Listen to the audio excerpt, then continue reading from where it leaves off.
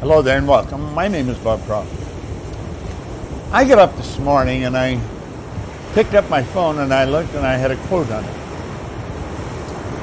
by Dr. Seuss. He said, "To the world you may be one person, but to one person you may be the world." I read that and I looked at it and I read it again. To the world you may be one person, but to one person, you may be the world. And my mind went back, bang, like that, to 1961. I met a man, his name was Ray Stanford. Ray Stanford literally changed the direction of my life. I was a very lost soul. I was 26, only 2 months high school education, dumb jobs, factories, bars. And he said, "Bob, why don't you change the results you're getting?" He didn't know me real well, but he could see I was losing. And it never entered my mind I could change my results. He said, "Do you read anything?" I said, "No, I can't read." Now, that wasn't true. I could, but not well. I have since found out I read about as well as most people. The average person reads at about a grade 7 level. And from that point on, they never improve upon their skill of reading. He gave me this book, and he said, the author of this book, Napoleon Hill, spent his entire life studying 500 of the world's most accomplished individuals. And he put what he learned in this book. He said, "I think it would be a prudent move on your part if you spent the rest of your life attempting to understand and apply what he wrote." Now, as strange as it may seem, that's exactly what I have done. From the time I was 26 until today, I'm 86. I have read that book every day, a little bit. I devoured it at first. See, I got a law stick around it because it's falling apart. My assistant, Gina, who's worked with me now for 34 years, she wanted to take it and have it all rebound. And I said, "Oh, no, Gina, the energy, don't change the energy of the book." Well, everything in my life changed so dramatically. I started cleaning an office, and all of a sudden I was cleaning offices in Toronto, Montreal, Boston, Cleveland, Atlanta, London, England. I mean, over a 5-year period, my life changed like night and day. And I was living in England. I was earning over $1 million a year, and I was being very, very irresponsible. I'd go down to the Playboy Club on Park Lane, and I'd play roulette. I didn't care if I lost because I knew where the money was. And one day, it was like I had a euphoric experience. Something just stopped me in my tracks. And it was like a little voice in my head said, "You're being totally irresponsible, Proctor." And I started to ask myself, how did this happen? How did I become so successful? Because I had struggled all my life up to the point I was 26. And I couldn't answer the question.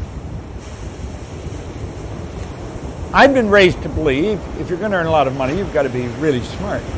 Well, I knew I wasn't very smart, but I was earning a lot of money. I was raised to believe if you don't go to school, you can't win. Well, I hadn't gone to school. I wasn't winning. I owned the whole company.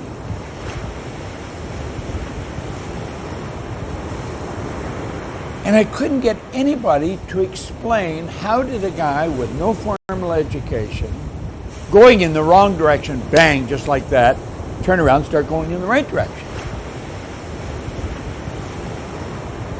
And I thought, somebody has to know. And I'm going to figure it out. And so I began to study.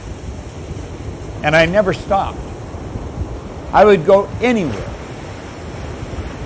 to gain an understanding of why we do what we do and why we don't do many of the things we want to do. And I found out there's only 5, 6, 7% of the population that really live the good life. We're God's highest form of creation, and yet we act like we don't know the war's over. As a people, I'm talking about the masses, a good 90% of the population. Here I had changed and I didn't know why. So I was non-transferable. I couldn't tell anybody how to do what I had done. Took me 9.5 years, and when I got the dots to connect, and I found out why I changed, I made up my mind I was going to spend the rest of my life teaching this. And that's exactly what I did. I divested myself of the company, and I went and I got a job in Chicago with Earl Nightingale and Lloyd Kuna at the Nightingale Kuna Corporation. Here I went from over $1 million a year. I took a job for $18,000 a year. I was prepared to pay them what we worked there. I wanted to study. I wanted to find out what made me tick. And I have never stopped. Now, I went to work for them, and then I went out and I started my own company. You see, we were at the Nightingale Kuna Corporation, we were selling success programs. We'd sell them. It was on record at first, and then on cassette. And I did that for 5 years, and I was doing very well. But the people I was selling the programs to, they weren't changing. And I realized that just getting this material wasn't enough. You had to be taught how to use it. So I went to Lloyd Kuna and I said, Lloyd, why don't we quit selling recorded programs, start to give them away. We'll teach a seminar and teach how to use those programs. No, he said, Bob, we're staying in the cassette business. Leave the seminar business to Harney. So I thought, it was time for me to leave.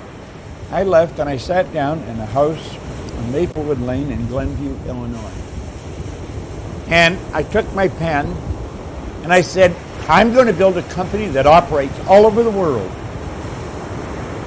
Today, the Procter Gallagher Institute operates in 89 different countries. I'm sitting here in our studio, and we can broadcast all over the world, just like so many TV stations we have. Just recently, we broadcast to 119 countries, a few thousand people, teaching a seminar on the science of getting rich. It's fascinating information.